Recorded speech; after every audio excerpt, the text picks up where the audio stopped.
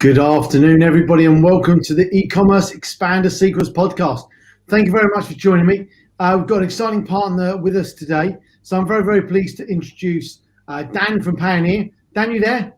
Hi, guys. Good to be here. Thanks for having me. No problem. Thank you very much for joining us. It's much appreciated. So Payoneer is one of the global payment providers that we work with across our services to really help thousands of sellers really get payments and money essentially where they need it. And I'm going to let Dan do a much better description of that in a moment. So thank you very much for joining for the Expander Sequence podcast. This is live currently on Facebook and YouTube, I believe. And then this will then be turned into a podcast and people will be able to re-listen to it on iTunes and Spotify and everything else from there. Apologies, we were slightly late going live by a minute or so because we had a container turn up that had a very, very horrible smell in it. So I just had to go and do a bit of emergency things to make sure it was all okay and there was no issues. Fortunately, we're all good. We're all safe, although there's a very horrible smell of ammonia inside the container, which we're sorting out. But apart from that, we're all good. So let's get on with why we're here, because you haven't come to listen to me rabbit on. What you've actually come to do is listen to Dan. Dan, welcome to the pod. Thanks very much for joining me. Give us a little bit about what you do and who you currently work for. Yes, I work in the partnerships team at Payoneer, and we are the market leader for Amazon payments. So typically, if a merchant was to be selling internationally around the world, then we would help them receive for free in every currency that they're selling in. So that stretches from Mexico all the way to Singapore, for example. On top of that, we help sellers with the finance inside of their business to help them grow.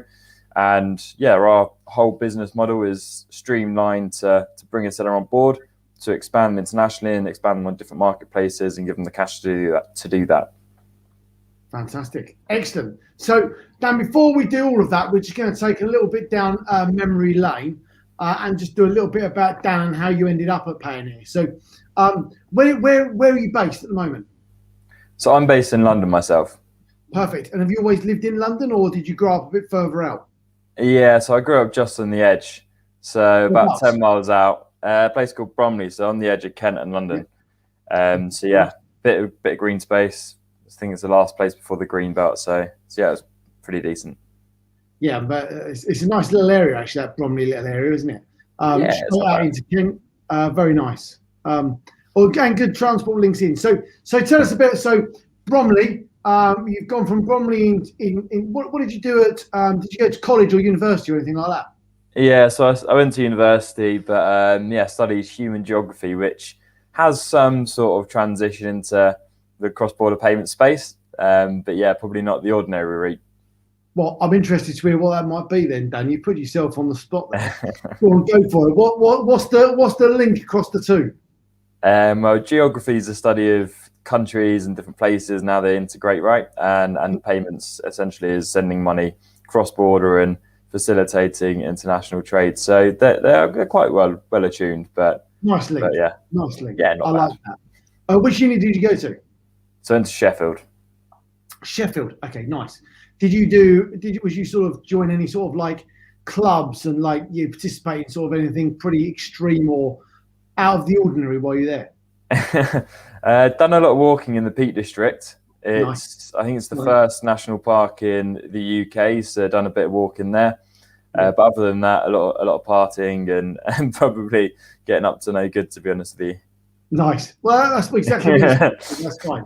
So what did you do out of uni? So worked at a couple of fintechs, not all completely directly relevant to the e-commerce space. Nice. But yeah, hopped around a couple of fintechs in London. The last company I was at was a prepaid card company who are trying to change the way expenses are made, but I've been at Payoneer for the last 2.5 years, so it's pretty settled into it now. Nice, fantastic. So why Payoneer? What attracted you to Payoneer? So it's a market leader, which is the biggest thing probably. So we, in the Amazon space, we are considerably the market leader. And the thing I like about the company personally is it's a massive company globally. We think we've got 2,000 employees or coming up to that at the moment. and that's going to grow with the IPO that's coming up this time next week. So that size is really important and really interesting. But for me, another really interesting factor is being able to have an influence in the office. So the fact we are a completely global team means that the London team is relatively small, so we still have a nice little startup-y kind of vibe going on, whilst you're supported by this huge billion-dollar company globally. So it's a really good setup, and yeah, it's great at the moment. Fantastic. So talk me through Payoneer, because there's obviously sort of different sections to it, isn't there? You know, from a e-commerce seller's point of view, you know, first of all, why would an e-commerce seller expanding into Europe from wherever they might be in the world, why might they need Payoneer? What's like the number one thing they're going to need? Yeah, so if you're selling internationally and selling in a variety of different places, you're going to want to offer local currency as a payment method, whether that would be on a marketplace, whether that would be on your own website. You typically need to be paid locally. And what we do is we give you the tools to set up bank accounts in 12 different currencies around the world. And that is moving forward as well to include more. And offer you that local banking infrastructure. If you're going to do that yourself, then it would be very difficult to do that with the banking partners. But we effectively do all the work for you and then offer you this banking network that we've built. And when you receive the money, we then offer, typically for large enterprises, the best rates on the market for actually moving that money around, as well as the best service. I think our infrastructure in terms of where we can pay, where we can receive from, is by far the best around the world for the service that we offer. So yeah, it's a really strong company, and effectively the biggest selling points are cost and reliability, and also human interaction, because every account would be account managed. Yeah, I think that's really key, because when you are based in the States or Asia or Australasia or anywhere where you might be looking to expand into Europe, obviously that's what we do. So it's when clients say to us, well, how do we pay you, and how do we get paid? Well, that's Payoneer. Like, it's as simple as that. The money goes in, and I think the key thing you touched on there, which our clients find absolutely key, is that essentially it gives you a bank account in all those countries. And for those that are listening thinking, well, how is that useful? Let me give you how I've used it, just to put that into context, Dan, if that's all right. So what we do is we've got a US Payoneer, we've got a Payoneer account, and that means that we get a US dollar account. So if someone from the US pays us, we get some money into a US dollar account. When I travel to the US, which clearly isn't very often at the moment, but in the real world, when we're all back to some sort of normality, it's on a monthly basis. So what happens is you can get like a prepaid credit card, MasterCard, I think it is. But what then happens is that when I go and stay in the States, I can then use dollars that someone's paid me in dollars in a native currency and pay for it. I've got no transaction fees whatsoever, and it just makes my life infinitely better and easier, and obviously saves the business money at the same time. Now, obviously, that's me traveling to the States and spending some cash, but it's the same thing with e-commerce. And that's probably, Dan, outside of using it like that, obviously people can pay directly from those accounts to other people as well, can't they?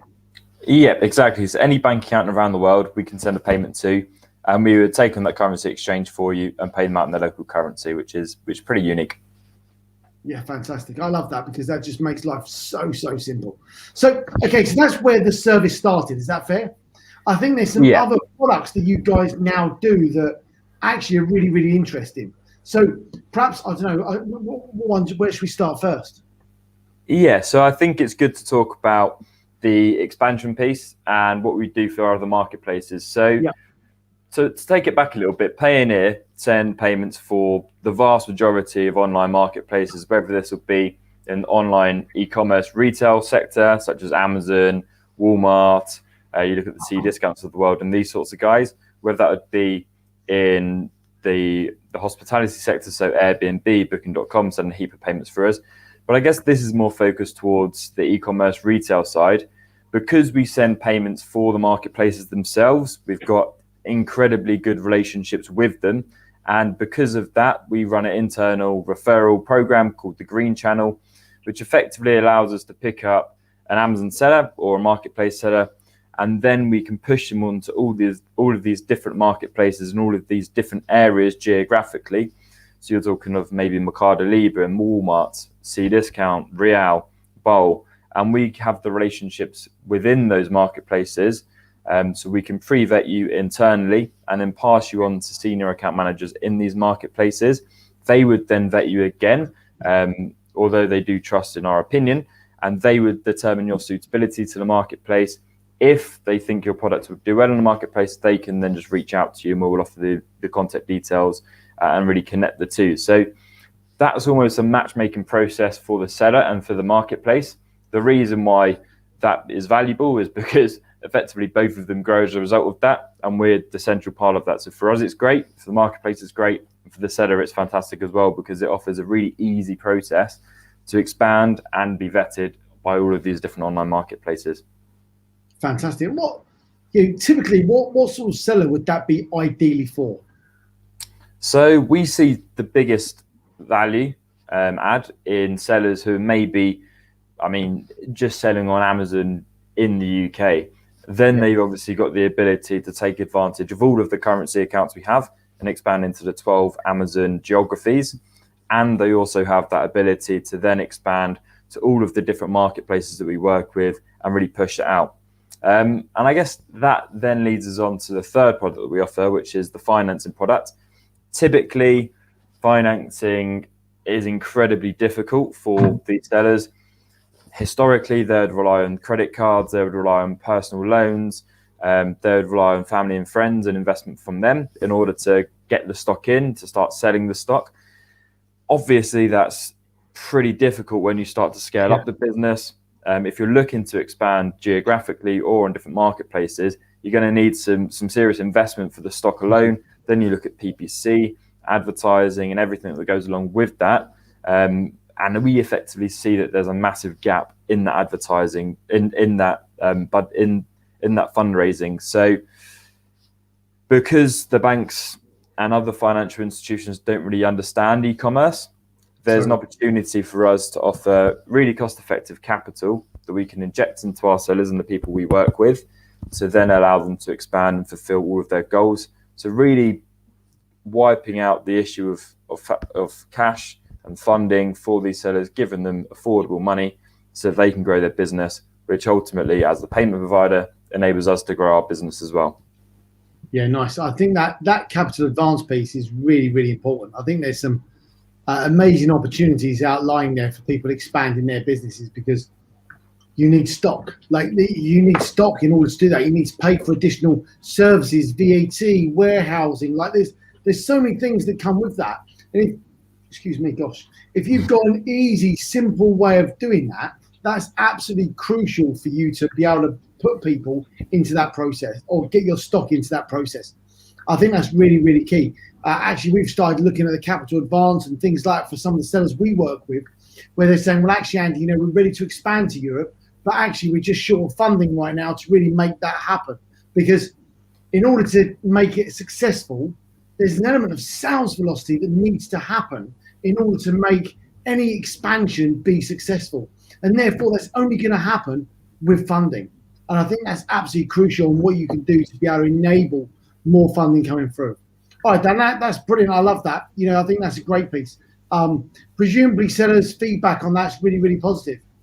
Yeah, definitely. As soon as somebody takes it, maybe they've been reliant on Amazon lending in the past or credit cards, but 9 out of 10 or 9.5 out of 10 of the customers that I work with, they're amazed when you actually explain the solution to them for the first time, and they're amazed that that actually exists. And then I think I'll repeat the repeat customers from that product are super high because it builds such good value and it is cost effective essentially as well. I think where we struggle to market it maybe is in the fact that there's so many cowboys out there when it comes to financing. So it's really an educational piece. And when you outline the benefits of the product and you outline the cost of the product, the terms, people are pretty amazed by it. I guess, as I say, there are in the industry a lot of people who offer capital when at really high cost when people might really need that capital at a low cost. And especially something like e-commerce, because not many people understand it, there aren't many cost-effective financing solutions out there. The majority that are dedicated to Amazon either have really short terms or really high in cost, because the people offering the capital don't understand it themselves as much as we do, don't have the amount of data that we have, don't have the amount of cash that they can put into it as we have. And also the sellers are in need effectively, so there's not good financing solutions for them. What that means is that they can charge really high prices and charge really bad terms in order to offer the product, and they still see business. Also, what they're not so interested in is a repeat customer, right? So we're a little bit different in that sense, in the sense that any client that we offer capital to actually runs their payments through us. 9 out of 10 Amazon clients who are selling on Amazon would be sourcing from some international country, probably the Far East and China. Yeah. So we draw revenue off of that. So the actual revenue from the working capital itself isn't so important to us. It's more so the revenue that we get from that client working with them and helping facilitate their international payments as well. That is a little bit different to a financing company who might, as I say, charge really high costs, really poor terms, offer that capital once or twice to the customer, screw them with fees. It doesn't really matter if they come back or not. They've got their fees and they've got their win. They can go on to the next seller that might be in a state of crisis, whatever it might be. We, on the other hand, offer that cost-effective capital and offer that long-term relationship to help them grow their business with that and all of the other services that we offer as well. Yeah, nice. I like that. So you're not relying on one funding stream. Essentially, you're making the money on some of the other areas, which is why you can afford to do that. I think that's actually key, isn't it? That, a lot of sellers, they need to expand their business, but they go to the bank. The bank just doesn't get the model. It's just like, don't get it. Because how does the money come out? The money's taken essentially at source, isn't it? Yeah. So what we do is we base it all on what comes into your bank account after Amazon take their fees. So that's what we'll base it on. Historically, we'll have the data that we can see for as long as you're being a seller effectively through an API we've got with Amazon. They share that data. There's nothing we can do with that data. We don't store that data. We don't give that data to anyone else. It's completely Amazon's data, but we're just able to read it. And what that enables us to do is obviously draw down machine learning tools and implement that data into these tools, and that determines the risk of that seller effectively. And because they're really sophisticated tools, they're really accurate, so the rate of default is really small, which again means we can offer it at a low cost. But how it would work, a seller would need to receive into a Payoneer account. That Payoneer account would then integrate with Amazon's API. We would have access to that sales data, and then we'd be able to offer financing after they receive one payment into their Payoneer account. Nice. What that actually looks like is we would be able to offer, we've got 2 products, so a 3-month product where we would offer 100% of their monthly turnover. So whatever that monthly turnover is, up to 500,000, we would offer that to them straight away.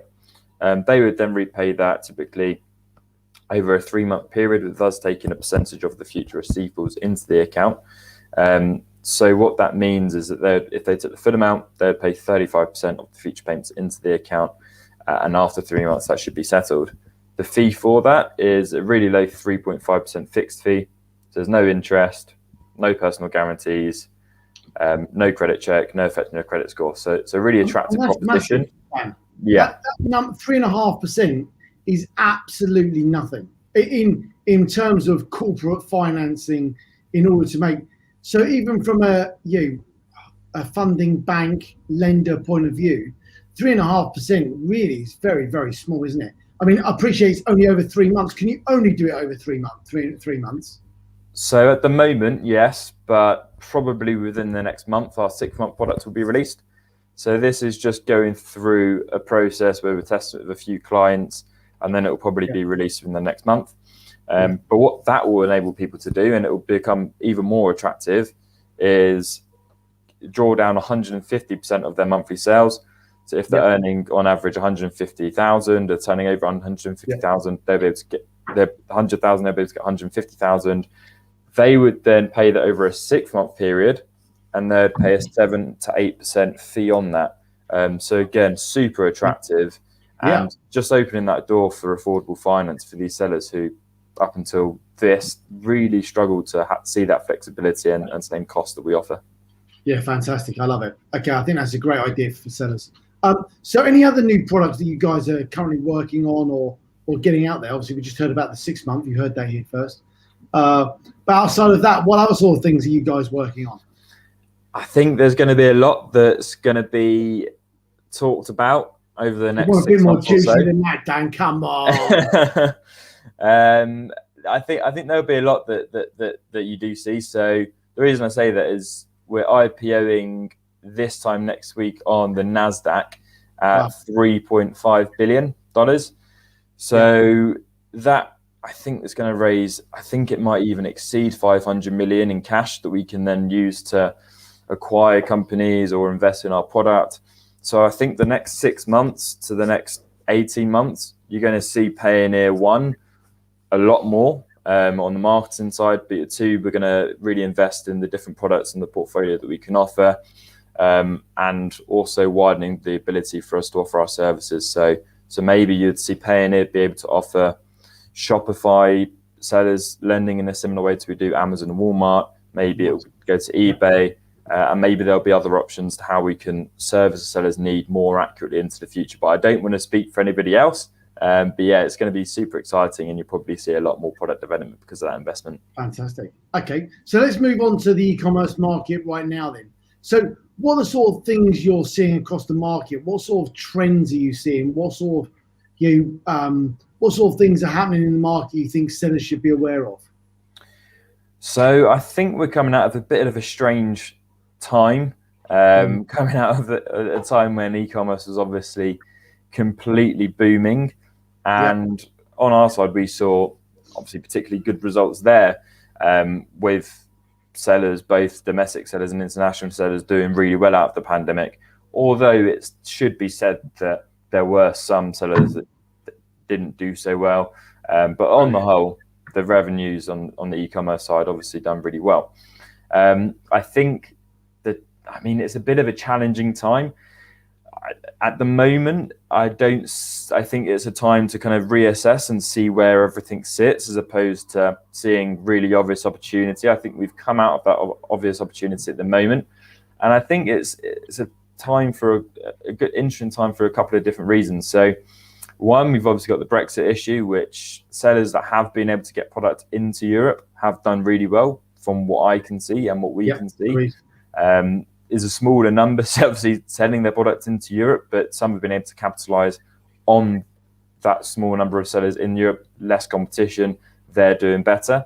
I think over time the doors will start to be reopened into Europe, and it'll become a lot easier for sellers to sell into Europe. But obviously there's a bit of an issue there. I think if you're an opportunistic seller, then it's probably a good time to get your products in there while no one else is there, try and build market share. On top of that, it's maybe just a time for sellers to sit down, contemplate what's happened to their business over the last year or so, and then look at ways in which they can now start to grow their business in a more strategic manner. I think that if you've been able to ride a wave of e-commerce success, maybe as a seller you could start to become complacent and maybe not think that strategically, and then further down the line, when e-commerce starts to slow a little, although it's still going to grow year on year for a very long time, they could be caught out. So I think sitting down, thinking strategically, and then thinking about how you can invest into your business, and I guess thinking of different ways in which you can finance that, to help it grow into the future, different markets you can enter, different products you can offer. That's going to be really important, because I think there's going to be a lot of sellers that are going to get caught out thinking that the next 12 months is going to be as easy as the last 12 months, where maybe everyone just got a bit lucky with it. Well, not in the wider issues obviously aren't that great, but they've been lucky in the sense that e-commerce has done really well. So I think, one, hopefully we'll see changes with Brexit. Two, I think sellers should be more strategic. And three, I think it's a really interesting time at the moment for consolidation in the market. I think you've probably seen and spoken about the different private equity style companies and aggregators and operators that are now entering the market. And I think from a seller's point of view, if you're obviously a private label seller, or even if you're a reseller that you can still see value in selling your business or getting investment into your business, I think that maybe thinking about how these guys can help you, or looking at different ways in which you can finance growth into the future. If you see opportunity there, then it's starting to become more open for sellers to have financial services offered to them, as well as have investment put into them. Maybe it's not someone taking over your whole business, but just investing into your business. I think those doors are starting to open. So that goes hand in hand with thinking strategically. And I think finance is a huge part of that, whether it's Payoneer, whether it's somebody else. I think those doors are really starting to open, and you'll see a lot more of it in the future. I think we're just first to the party, and I think there's going to be a very interesting time where these Amazon businesses are becoming more and more professional in how they're run and the services that they're offered. I think that's a great point, actually. That how does the landscape change as the aggregators take more and more of them? There's still, because they're backed up by funding that can help them look at the data in different ways. But what they're not going to be able to do is speed to market. What they're not going to be able to do is react to the market. What they're not going to be able to do is all those things that Amazon says e-commerce sellers can do that retail giants can't. That's why e-commerce over the past year has won, because it's been agile and it can switch and it can change. As well as these aggregators come in, what's going to happen is they're not going to be able to be as dynamic. They're not going to be able to switch as much, because everything's got to go to the board of directors, or everything's got to be signed off, and all these other things. So I think that's really, really important about how that's going to change and what that's going to look like, and make sure that people understand that you can still win, because you still can. I think that's really important. Yeah, fantastic. Okay, Dan, so if people want to get in touch with you and get more information about Payoneer, what's the best way they can do that? Yeah, so you can feel free to share my email address after this. I'm more than happy for people to contact me, and then I can put you in the right direction if there's anything you need to ask about Payoneer for. I think the most important thing is, if you have any questions whatsoever, then we are, as a company, very laid back in how we approach conversations and how we educate the client base that we have, because we are pretty set up well in the Amazon area worldwide, and that's including the UK and Europe. We don't really need to be that pushy. So we're happy to answer any questions that you might have, and hopefully the product will be a good fit for you, or the products. And if they are, then we can move forward and really build that professional relationship with you. Fantastic. Epic. Well, we'll make sure that email gets out at the same time. That's it from e-commerce Expander Secrets today. Thank you very much for listening on the podcast. It's been great having Dan from Payoneer on. Dan, thank you very much for your time. It's been epic to hear a bit about your story, Payoneer. And for those looking to expand, actually, the capital advance is an absolutely critical way that they can help speed that up. So I think that there's perhaps a little tie-up between us and you there, Dan, where we could perhaps do something together on that to really tie and cement that, to really perhaps put a package together that really help sellers. So perhaps we need to look into that. That'd be really exciting for the future. If you need to get in contact with Payoneer, get in touch with Dan. He'll be able to sort you out. That's it from us, Global E-commerce Expander Secrets, here to successfully expand e-commerce sellers into Europe. And we'll see you on the next episode. Thank you very much. Thanks, Dan.